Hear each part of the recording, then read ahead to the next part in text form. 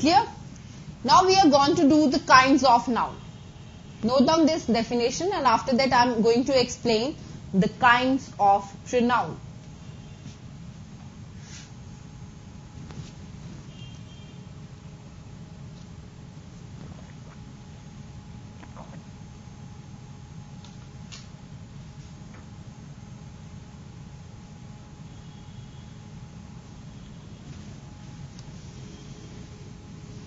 Now come to the kinds of noun.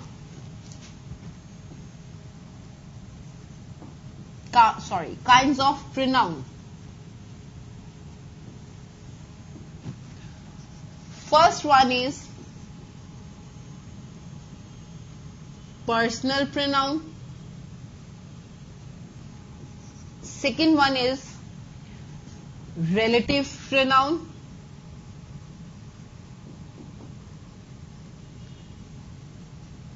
Third is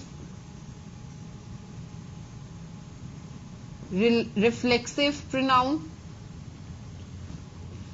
Fourth is distributive pronoun. Fifth is demonstrative pronoun.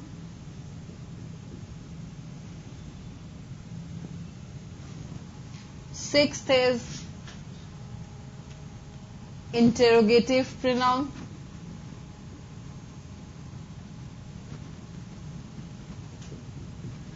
Note it down. These all kinds of pronoun in your copies. Hurry up.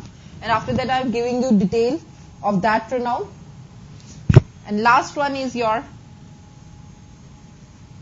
indefinite pronoun.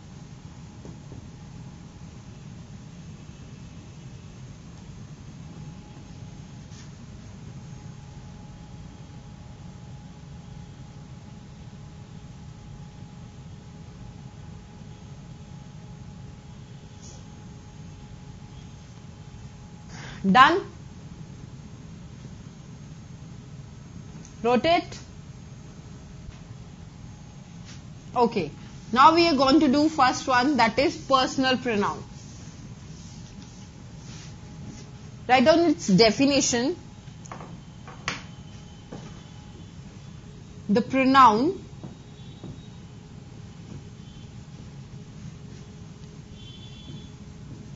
which are used for a person is called personal pronoun.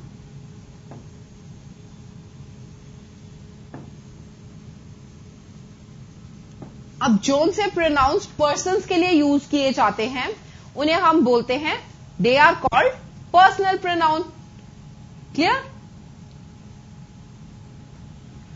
और ये जो pronounce हैं हमेशा 3 persons को denote करते हैं. These pronouns are always denote और always stands for 3 persons.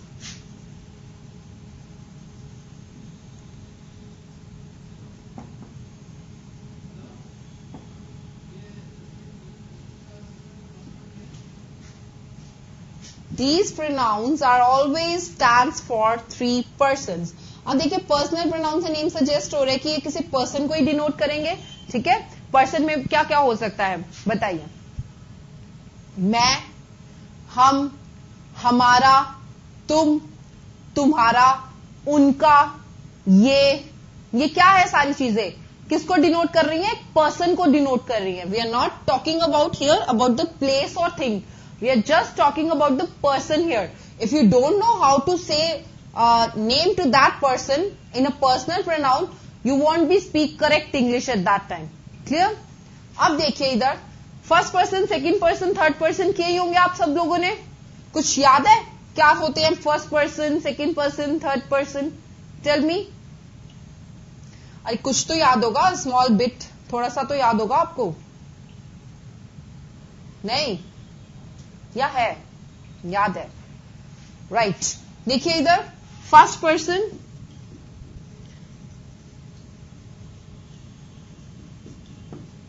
Second person और थर्ड पर्सन. ये मैं आपको एक टेबल ड्रॉ करके बता रही हूं ताकि आपको डिटेल क्लियर हो जाए इस चीज की। क्लियर?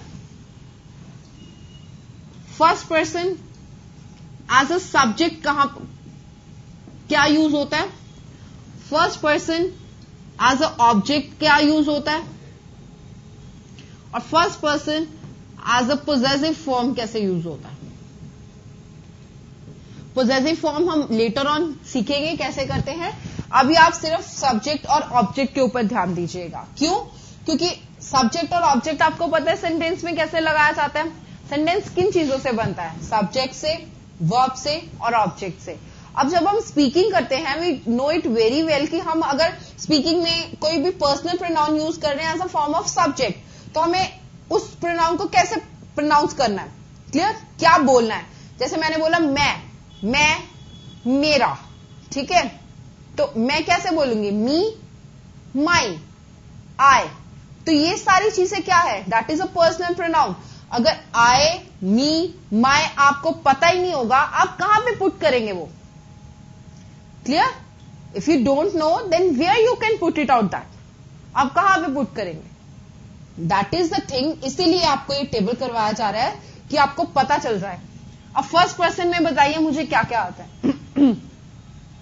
फर्स्ट पर्सन में मैं, हम आते हैं कि तुम, तुम्हारा आता है। Tell me, hurry up. First person में कौन आता है? मैं, हम आते हैं, मैं और हम आते हैं कि तुम, तुम्हारा आता है। मैं और हम आते हैं फर्स्ट पर्सन में। तो मैं और हम, मैं का मतलब आई, हम का मतलब we. Clear? If we are using in a subject मैं, तो we are I want to be use I in that case. Clear? If I am using हम as a subject in the sentence, so I want to be use we at that time. Clear? Next, come to the object. If I want to be say as an object to I को मैं as a object क्या बोलूंगी? Me. ठीक है? And in a possessive form, what I can say to I? My or mine. For example, मैंने बोला this is my pen, ये मेरा पेन है। तो इसमें मैं मी और आई को प्रयोग नहीं करूंगी because I am using here it as a possessive form. Clear? जैसे ये चीज मुझे बिलोंग करती है। फॉर एग्जाम्पल, ये पेन मुझे बिलोंग करता है, तो मैं बोलूंगी this pen belongs to me. Me यहां पे क्या यूज हुआ? As a object, right. अगर ये सेंटेंस ऐसे आ जाएगा, this pen belong to I, तो उस टाइम पे it's wrong. There is a error in the sentence. You are grammatically wrong, you are grammatically speaking wrong things. Clear? So you should say I belong, this pen belongs to me, not this pen belongs to my, not this pen belongs to I. You just want to be say this pen belongs to me because we are using मुझे at the end of the sentence where we are having the object. Object के स्थान पर हम use कर रहे हैं me को. Is it clear now?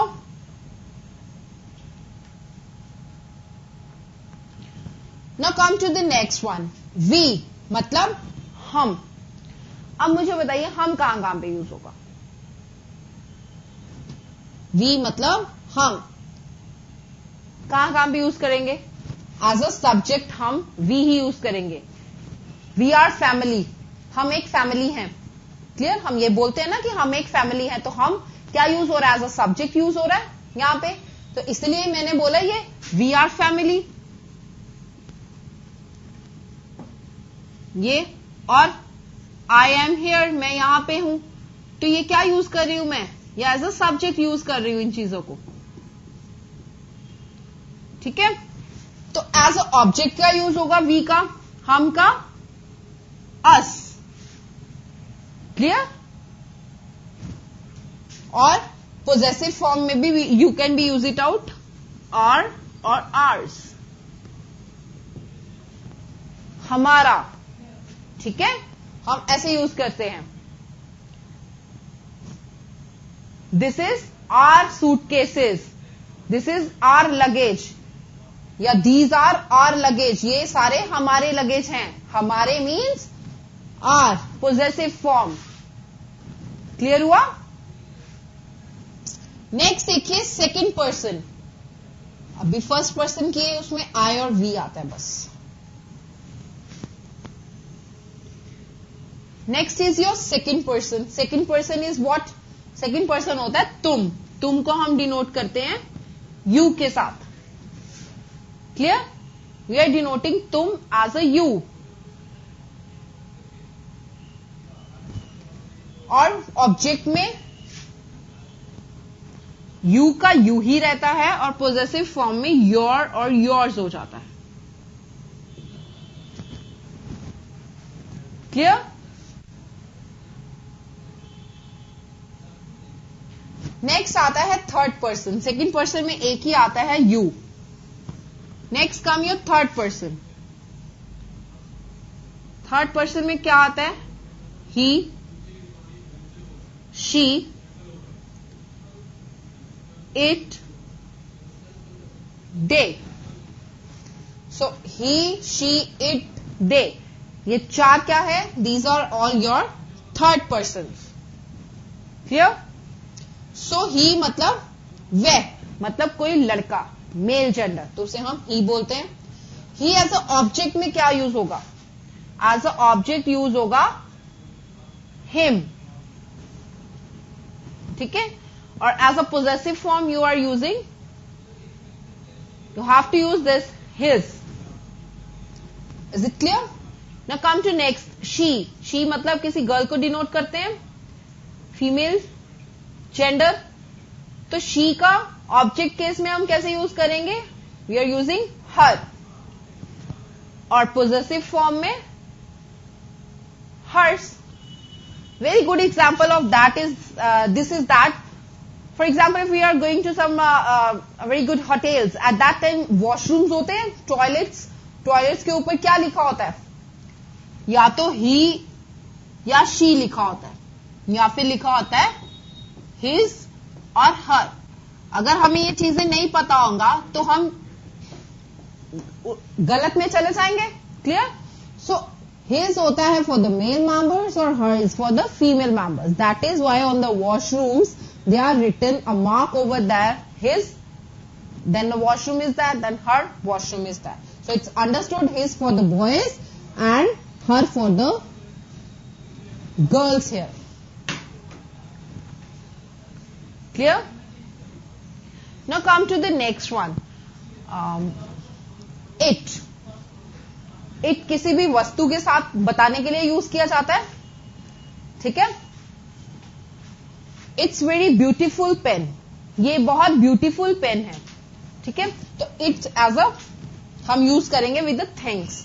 अब देखिए ऑब्जेक्ट में हम कैसे यूज करेंगे it को। It as a object is used as a its.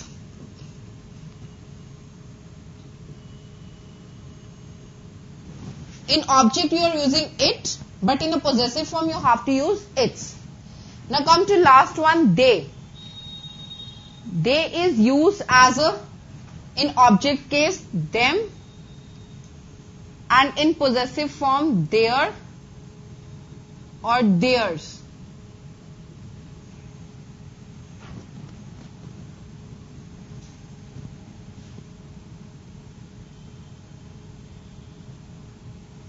THEIR, THEIRS।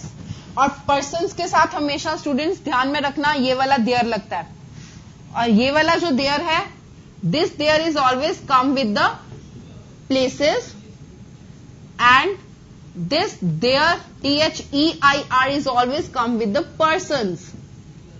So make this thing clear in your mind कि दो देयर जो होते हैं, ये दोनों देयर का डिफरेंट डिफरेंट मीनिंग होता है। THERE वाला जो देयर है, it's use with the places, and THEIR वाला जो देयर है, it is use with all the persons. Now you can be writed on this table in your copies. Hurry up, be fast, write this table in your copies.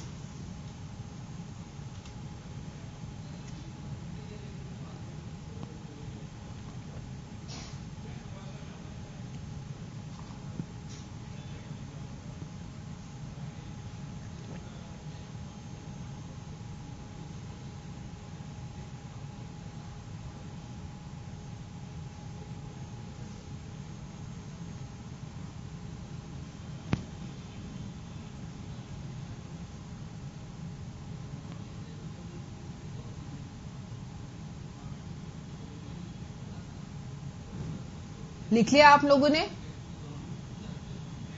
Can I rub this? Tell me, hurry up, can I rub this? Okay, now come to the next pronoun. Second pronoun is your relative pronoun.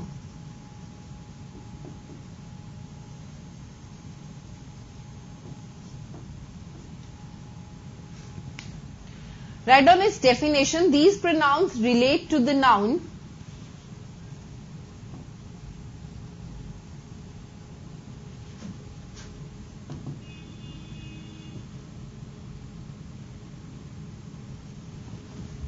These pronouns relate to the noun going before them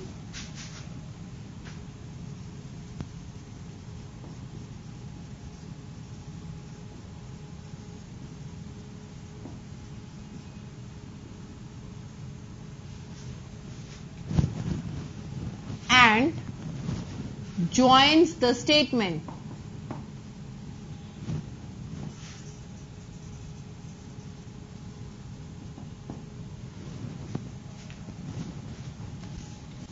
note down कीजिए definition, हरिया.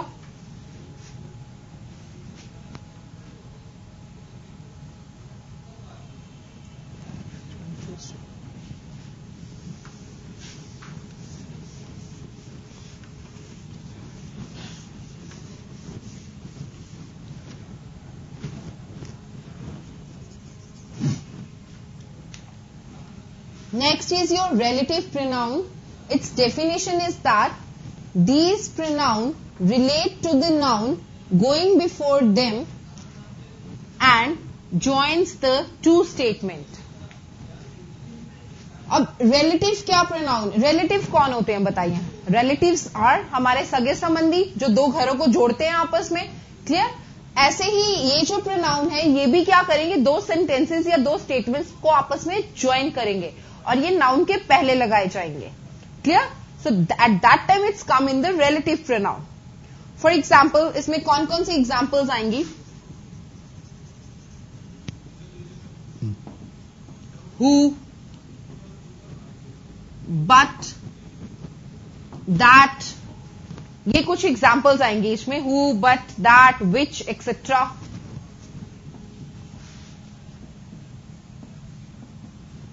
etc बोलते हैं इसे हम. etc नहीं बोलते हैं. ETC कभी भी प्रोनाउंस नहीं करोगे आप लोग स्पीकिंग में. You want be pronounce ETC, you have to pronounce etcetera.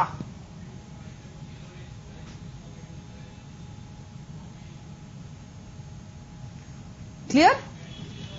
For example, I want to be say which of the pen is yours. इनमें से कौन सा पेन तुम्हारा है? अब देखिए यहां पे योर्स मैंने क्या यूज किया? Personal pronoun. But which I am using here as a relative pronoun.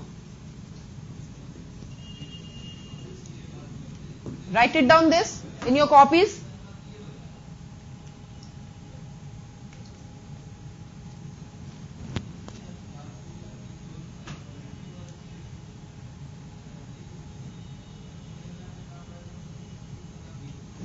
एक और एग्जाम्पल देती हूं.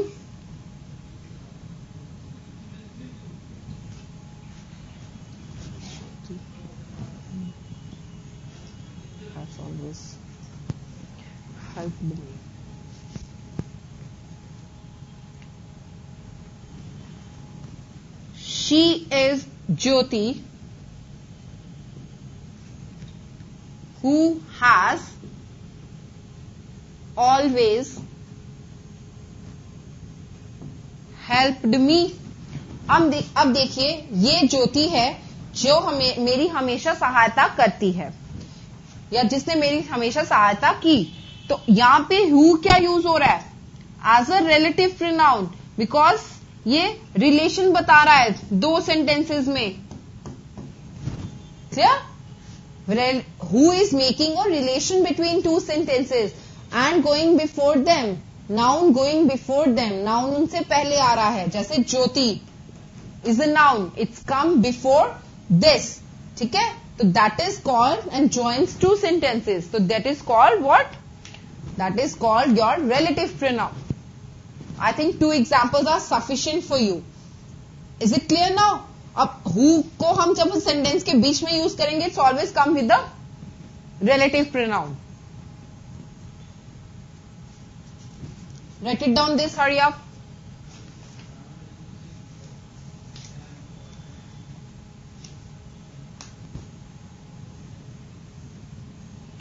Next is, can I rub this?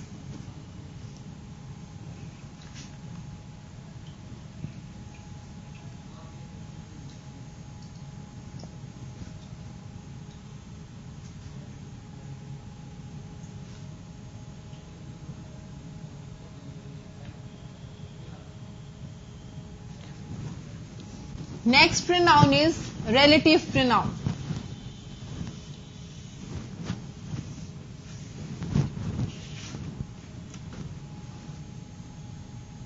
Sorry, relative अभी हमने किया है. Next pronoun is interrogative pronoun.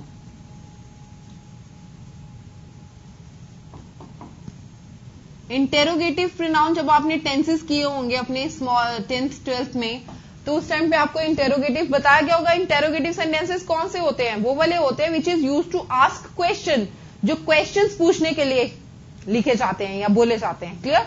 That is called interrogative sentences. For example, the pronoun used for asking questions.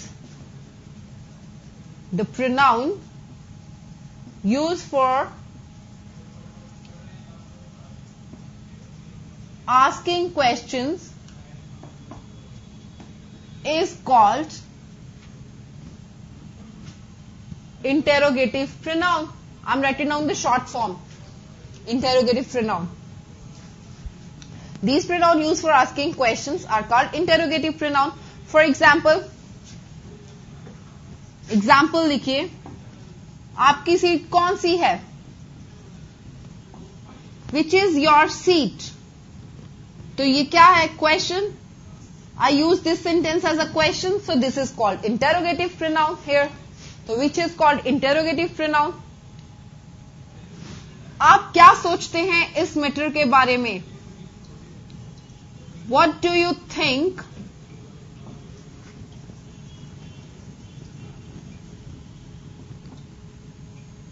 about this matter? आप क्या सोचते हैं इस मैटर के बारे में? What do you think about this matter? तो what is used as a what? What किस तरह यूज किया गया है? क्या यूज किया गया है इसमें? As an interrogative pronoun. Clear?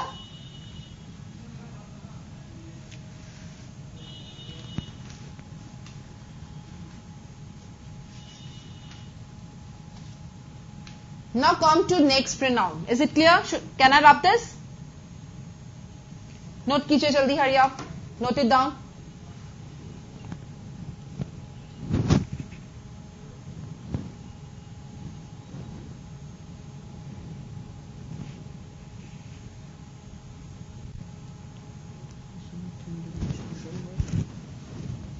Okay, I'm rubbing this.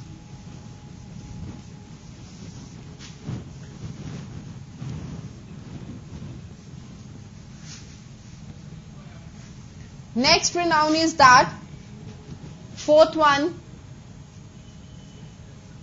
indefinite pronoun.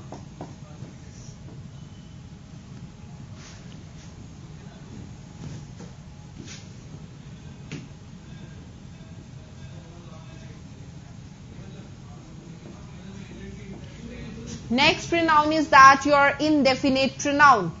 So indefinite pronoun, indefinite से क्या आपको मतलब समझ में आ रहा है? Indefinite मतलब कोई पर्टिकुलर थिंग नहीं ना. तो डेफिनेट चीज क्या होती है? डेफिनेट क्या होता है? जो एक पर्टिकुलर चीज है. जैसे डेफिनेट शेप होती है हर चीज की. जैसे इस पेन की डेफिनेट शेप है, तो मैं बोलूंगी इसकी पर्टिकुलर शेप है एक. तो इनडेफिनेट क्या होगा? जिसकी पर्टिकुलर शेप ना हो या पर्टिकुलर चीज कोई ना हो, दैट इज कॉल्ड इनडेफिनेट. सो इसी तरह का ये प्रोनाउन है. प्रोनाउन में एक खासियत है कि जो जितनी भी काइंड है प्रोनाउन की, उसकी जो नेम है प्रोनाउन के, उसी से ही आपको आधी से ज्यादा चीज क्लियर हो जाती है कि ये कौन से प्रोनाउन है. सो अपने दिमाग में रखिएगा, प्लीज रिमेंबर दैट कि ये जो प्रोनाउन है नेम से ही काफी सारे प्रोनाउन पहचाने जाते हैं। क्लियर? अब इनडेफिनेट प्रोनाउन अभी मैंने बताया, which is not use in a general way, which is use in a general way but in a particular way it's never use. तो बिकॉज पर्टिकुलर वे का मतलब क्या है? Definite shape. क्लियर? और indefinite क्या हो गया? कोई पर्टिकुलर शेप या कोई पर्टिकुलर चीज हो ना होना। Clear? Now write down it's definition. These pronoun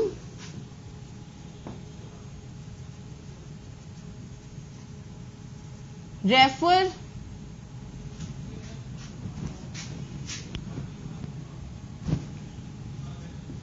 in a general way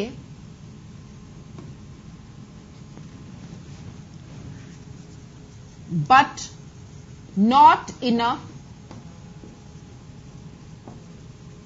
particular or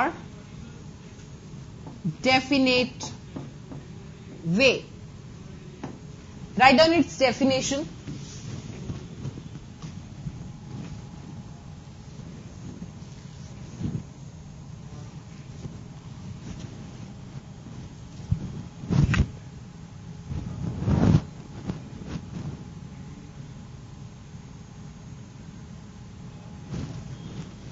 इसमें आपकी क्या चीजें कवर होंगी? इसमें आपका प्रोनाउन में क्या कवर होगा? पर्सन और things cover in that means these pronouns like person और thing refer in a general way but not in a particular way और definite way it refer. Clear? अब मैं इसका एग्जाम्पल बताती हूं आपको, इसमें क्या क्या यूज कर सकते हैं हम। Right it down. One,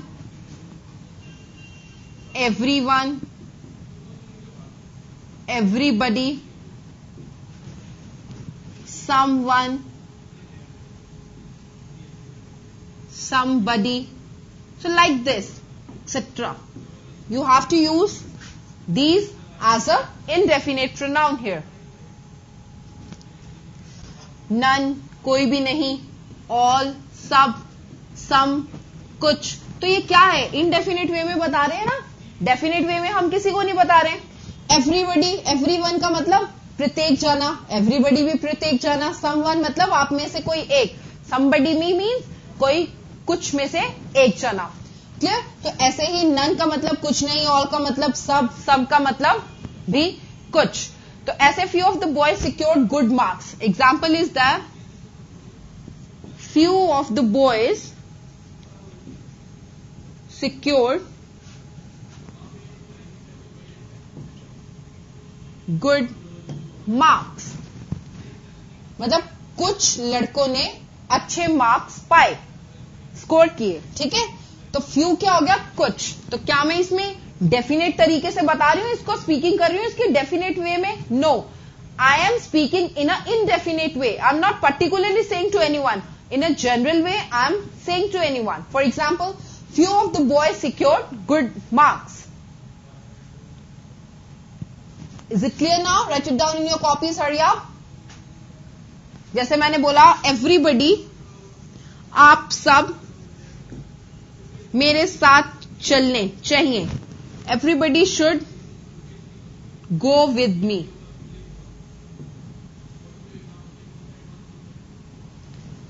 clear हुआ? नोट डाउन कर लीजिए, हरी अप। नेक्स्ट हम फिफ्थ करें, distributive pronoun.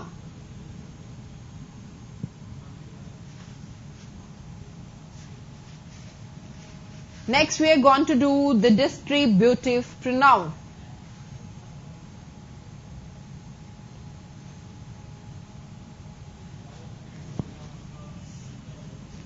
Write it down, this definition and the example of this. I hope it's clear to you, indefinite pronoun. It's not very difficult, it's quite easy one. Next one is your demonstrative pronoun. अब ये ध्यान से करिएगा demonstrative pronoun, because हम अपनी speaking में बहुत ज्यादा गड़बड़ करते हैं इस प्रोनाउन को लेके, क्योंकि हमें नहीं पता होता इसे उसे क्या बोलते हैं, इनको उनको क्या बोलते हैं। क्लियर? यही चीज होती है ना, इसे का मतलब मैं पॉइंट करके बता रही हूं कुछ, इस ये कुर्सी, तो मैं बोलूंगी दिस चेयर। वो वाली कुर्सी, दैट चेयर, ये वाली कुर्सियां, दीज चेयर्स, वो वाली कुर्सियां, दैट दोज चेयर्स। सो ये चीज है क्या, डेमोन्स्ट्रेटिव प्रोनाउन में आप लोग हमेशा स्पीकिंग में गलती करते हो बिकॉज यू डोंट नो, आपको इन छोटे छोटे शब्दों के मीनिंग से नहीं पता होता है। So that is why we are doing the mistakes in the speaking, we always do the mistakes in the speaking this one. Clear? So अभी मैं आपको क्लियर करूंगी ये सारा डेमोन्स्ट्रेटिव प्रोनाउन क्या होता है।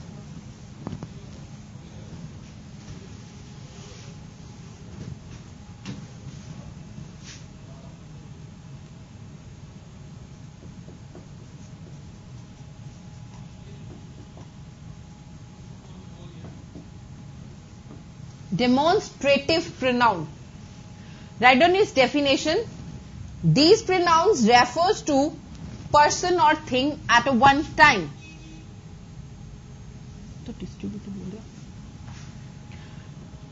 Sorry, these pronouns point out to a noun. These pronouns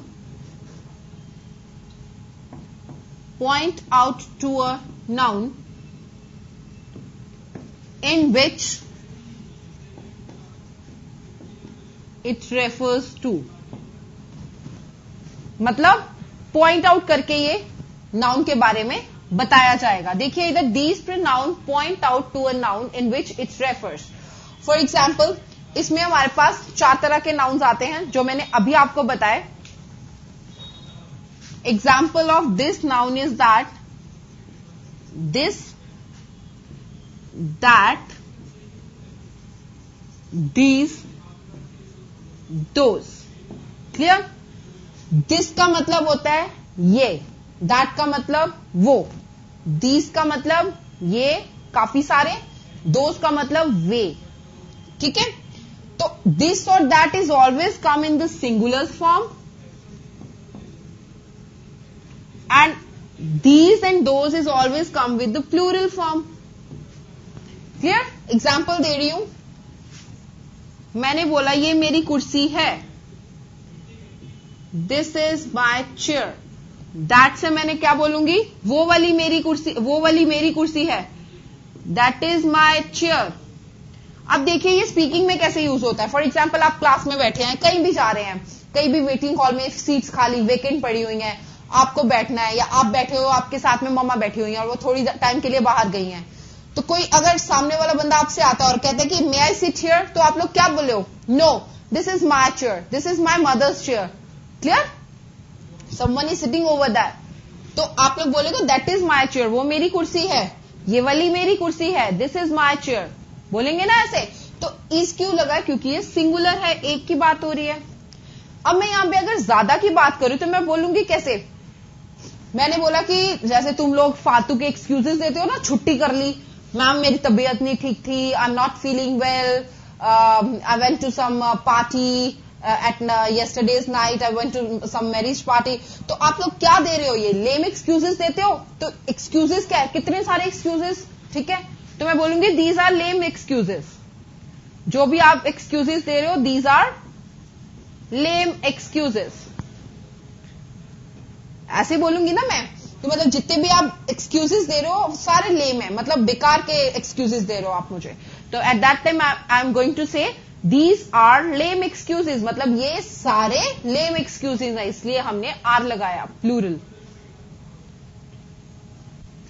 clear हुआ?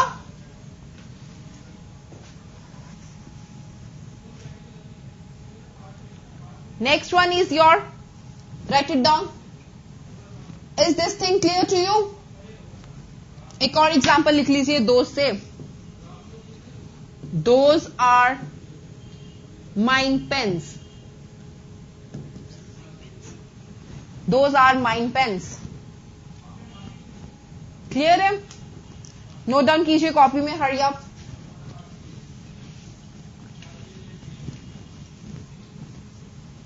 नेक्स्ट प्रोनाउन हम करेंगे, दैट इज डिस्ट्रीब्यूटिव प्रोनाउन।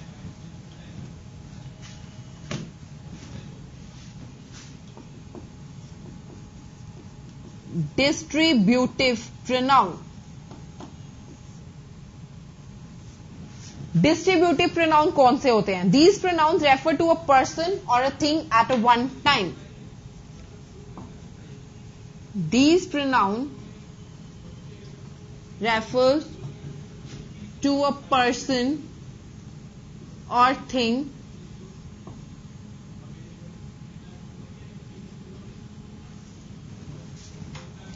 एक ही टाइम पे ये पर्सन और थिंग को रेफर करते हैं. ठीक है, एट अ वन या वन एट अ टाइम, ऐसे लिख लीजिए, one at a time. These pronoun refer to a person or thing one at a time. Next is, it is always used as a subject. It is always used as a subject in the sentence.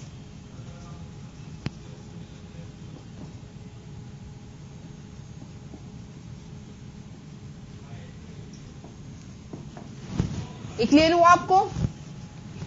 Distributive pronoun कौन से pronoun होते हैं? वो वाले pronoun होते हैं जो एक पर्सन और थिंग को एक ही टाइम पे रेफर करते हैं.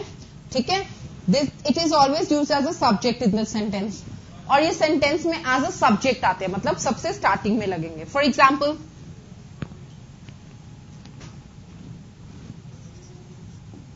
कौन कौन से नाउन आएंगे इसमें? इसमें आएगा ईदर ऑफ,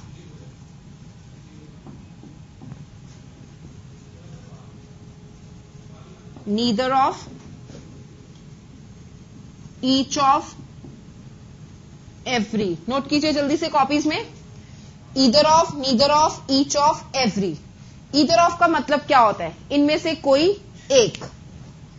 ठीक है, बिकॉज हमने स्टार्टिंग में ही डेफिनेशन में लिखा है कि किसी एक पर्टिकुलर एक चीज को एक ही टाइम पे डिनोट करता है.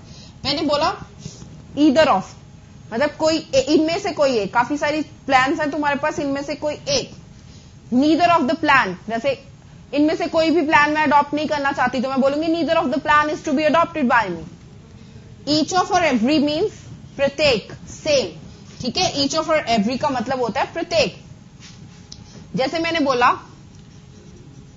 Each of them got prizes, प्रत्येक ने प्राइजेस लिए. ठीक है, तो मैंने बोला each of them got prizes. तो ईच ऑफ क्या यूज किया मैंने? एज सब्जेक्ट यूज किया. क्लियर? अब मैंने बोला कि हमें एक दूसरे की सहायता करनी चाहिए, तो मैं बोलूंगी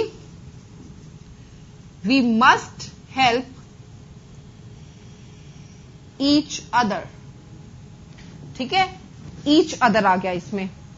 अब नेक्स्ट है neither of them was present yesterday, मतलब इनमें से कोई भी कल प्रेजेंट नहीं था. इनमें से कोई मतलब आप काफी सारे बच्चे हो क्लास में, तो टीचर कल क्लास में आई या आप कल क्लास में गए, तो आपने आज की क्लास में बोला कि इनमें से तो कल कोई भी नहीं आया था. ठीक है, तो आप लोग कैसे बोलोगे?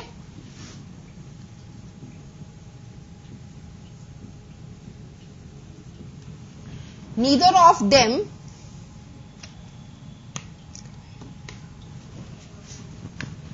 was present yesterday.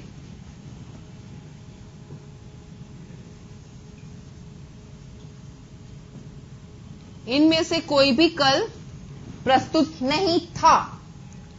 क्लियर हुआ आपको? ये एग्जाम्पल से, ये भी बहुत ज्यादा इंपॉर्टेंट है, आपके स्पीकिंग में बहुत यूज होते हैं. अभी मैंने एग्जाम्पल देके बताया कि आप कल आए और आके कंप्लेन कर रहे हो अपनी टीचर से कि टीचर इनमें से तो कल कोई भी नहीं आया था.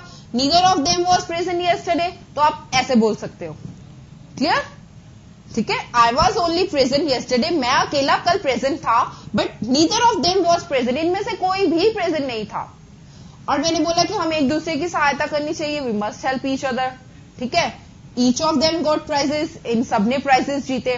सो that is come in this distributive pronoun. जल्दी से नोट डाउन कीजिए.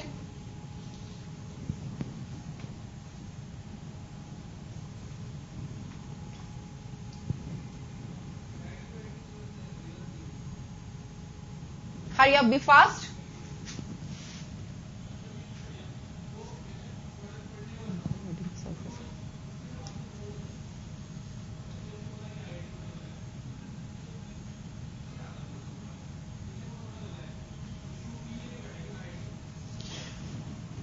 Next pronoun is reflexive and emphatic pronoun.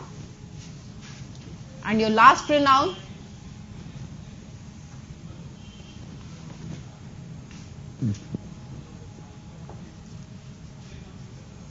reflexive and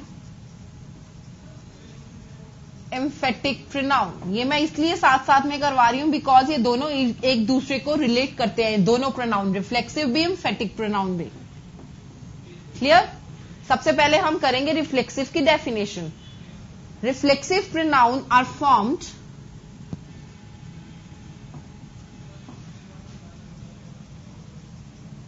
note कीजिए, reflexive pronoun are formed by adding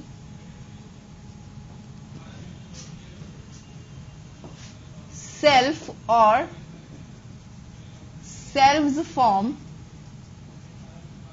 in personal pronoun.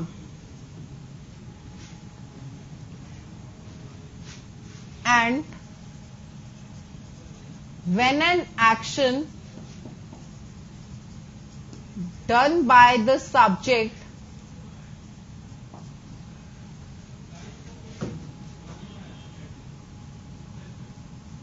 reflect on it is called reflexive pronoun.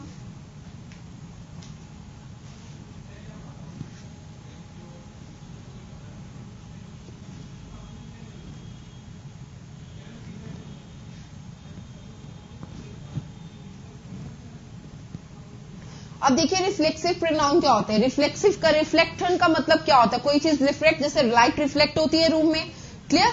अब ऐसे ही है, जब भी कोई एक्शन परफॉर्म करेगा सब्जेक्ट और वो घूम के उसी के ऊपर आए, मतलब उसी के ऊपर रिफ्लेक्ट करेगा वो, ठीक है, तो उसे हम बोलेंगे वो कौन सा प्रोनाउन है? रिफ्लेक्सिव. और इसमें एक चीज ध्यान में रखना है, इस प्रोनाउन में हम ऐड करते हैं पर्सनल प्रोनाउन के साथ सेल्फ और सेल्फ फॉर्म. एग्जाम्पल देती हूं, He did it. उसने ये किया, उसने ये किया. एक एग्जाम्पल दिया मैंने, he did it. ठीक है. अब मैं बोलूंगी उसने ये खुद से किया, तो क्या आएगा? उसने ये खुद से किया.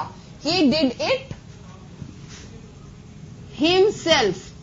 अब देखिए him हमने किया था पर्सनल प्रोनाउन, क्लियर, और इसके साथ सेल्फ फॉर्म जोड़ दी, तो ये क्या किसको रिफ्लेक्ट कर रहा है? सब्जेक्ट को. सब्जेक्ट ने कुछ भी जो एक्शन परफॉर्म किया वो उसको ही रिफ्लेक्ट कर रहा है जाके. Means he did it himself. उसने ये खुद से किया. क्लियर हुआ ये आपको?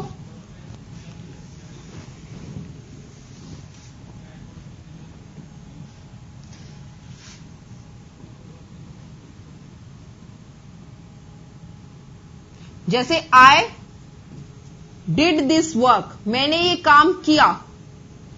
अब मैं बोलूंगी मैंने ये काम खुद से किया. I did this work my self. Note down कीजिए, हरिया.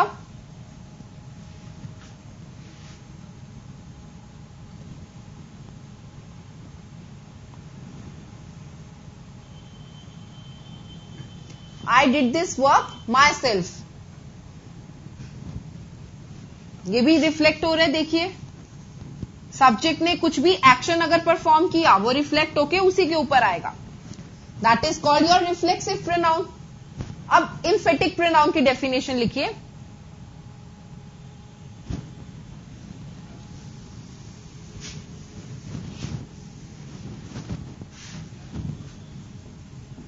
The reflexive pronoun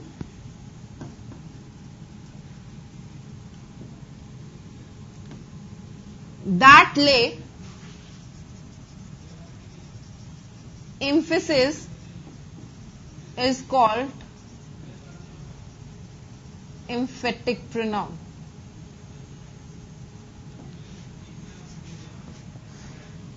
And is used just near the subject.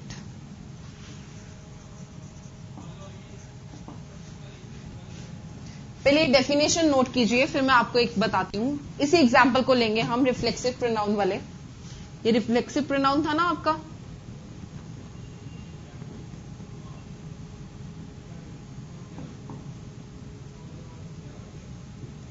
Next we are going to do that emphatic. अब देखिए reflexive pronoun that lay emphasis is called emphatic pronoun.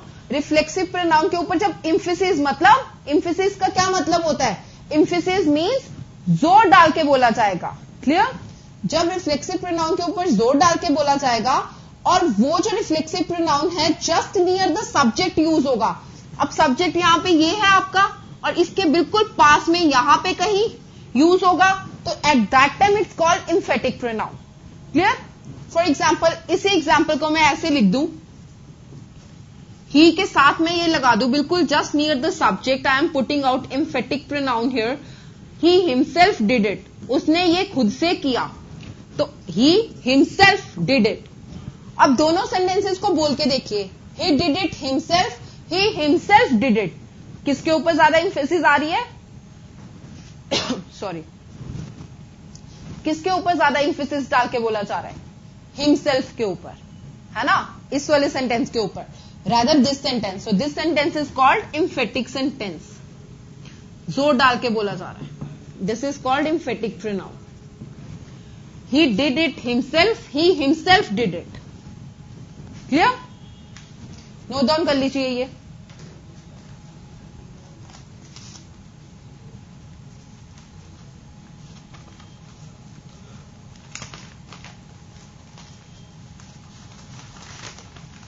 कुछ ज्यादा difference नहीं है दोनों में, बस एक सिंपल सा स्मॉल सा डिफरेंस है दोनों में कि जो एम्फेटिक प्रोनाउन है वो just near the subject use होगा. क्लियर? बट जो रिफ्लेक्सिव प्रोनाउन होगा वो सब्जेक्ट के ऊपर रिफ्लेक्ट करे. That is the difference between both of them. Clear?